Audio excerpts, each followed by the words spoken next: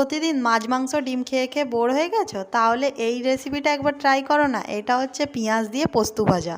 এটা না খেতে জাস্ট ফাটাফাটি লাগে, আর এটা আমাদের মেদিনীপুর জেলার একটি স্পেশাল খাবার। এটা বানানো খুবই সোজা। তো তার জন্য দেখো আমি এখানে দুটো পেঁয়াজ নিয়ে নিয়েছি। একটা পেঁয়াজকে একটু গ্রেট করে নিয়েছি, একটা পেঁয়াজকে কুচিয়ে নিয়েছি, আর কিছুটা কাঁচা লঙ্কা আমি কুচি করে নিয়েছি, আর নিয়ে নিয়েছি পোস্ত। তারপরে আর কিছুই নয়, কড়াইয়ের মধ্যে দিয়ে দিয়েছি সর্ষের তেল, জিরে ফোড়ন দিয়ে দিয়েছি, হালকা একটু ভাজা হয়ে গেলে জিরেটা, তার মধ্যে দিয়ে দিয়েছি গ্রেট করে রাখা পেঁয়াজটা আর কুচানো পেঁয়াজটা, কাঁচা লঙ্কাটাও দিয়ে দিয়েছি, পরিমাণ মতো নুন আর জিরে গুঁড়ো দিয়ে দিয়েছি।